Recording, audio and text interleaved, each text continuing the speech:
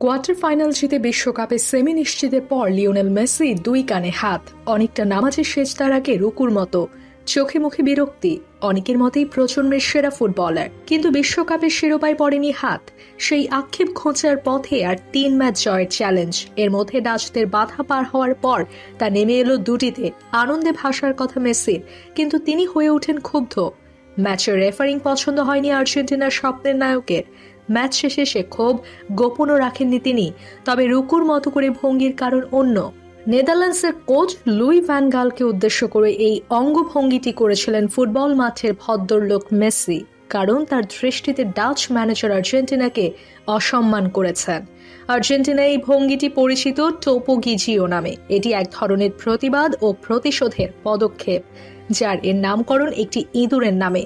Van গাল যখন বার্সেলোনার হয়ে খেলতেন, তখন তার সঙ্গে বিরোধে জড়িয়ে আর্জেন্টাইন সাবেক ফুটবলার হুয়ান রিকেলমে এই ভঙ্গিটি করেছিলেন। মাঠের উত্তেজনা শেষ হলে মেসি জানান তিনি ভ্যান গালকে উদ্দেশ্য করেই দেখিয়েছেন টোপোগিজিও, এর কারণ তার বাজে মন্তব্য।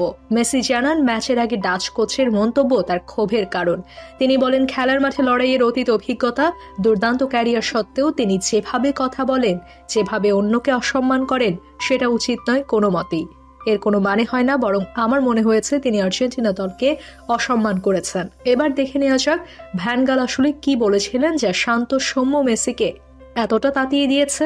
কোয়ার্টার ফাইনাল ম্যাচের আগে ডাচ কোচ বলেছিলেন তিনি 2014 সালে ব্রাজিল বিশ্বকাপের সেমিফাইনালে হারের প্রতিশোধ নিতে চান। তার মতে সেই ম্যাচে মেসি কোনো বল স্পর্শও করতে পারেননি। ভ্যান গাল এটা বোঝানোর চেষ্টা করেন যে কোয়ার্টার ফাইনালে মেসিকে আটকে দেওয়া কঠিন কিছু হবে না, আর ম্যাচের লড়াইটা পেনাল্টিতে নিয়ে যেতে পারলে জয় তার দলেরই হবে।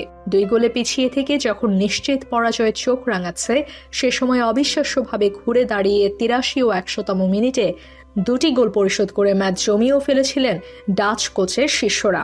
তবে তার ভবিষ্যৎবাণী ফলেনি। সেই পেনাল্টিতে হারিয়ে শেষ হাসিটা হাসেন মেসিরাই। এরপর ভ্যান গালকে দেখতে হয় ভেঙচি। এই ম্যাচ নিয়ে মেসির বিরক্তির কারণ ছিল আরও। মোট 18টি হলুদ কার্ড দেখিয়েছেন দুই দলের খেলোয়াড়দের। পুরো ম্যাচে 48 বার বেজেছে ফাউলের বাঁশি। ডাচ ডিফেন্ডার ড্যাঞ্জেল ডুমফ্রিজকে তো শেষের দিকে লাল কার্ড দেখিয়ে মাঠ থেকে বিদায় দেন রেফারি। হলুদ কার্ড দেখতে হয়েছে আর্জেন্টিনার কোচ লিওনেল স্কালোনি ও কোচিং স্টাফ ওয়াল্টার স্যামুয়েলকেও, বাদ যাননি মেসি নিজেও। আর্জেন্টিনার অধিনায়কের মতে এমন রেফারিকে এই ধরনের ম্যাচের দায়িত্ব দেওয়া উচিত নয় ফিফার। স্প্যানিশ আন্তোনিও মাতুলাহোজ নিজের কাজটা ভালোভাবে জানেন না, তার কারণেই খেলা অতিরিক্ত সময় গড়িয়েছে।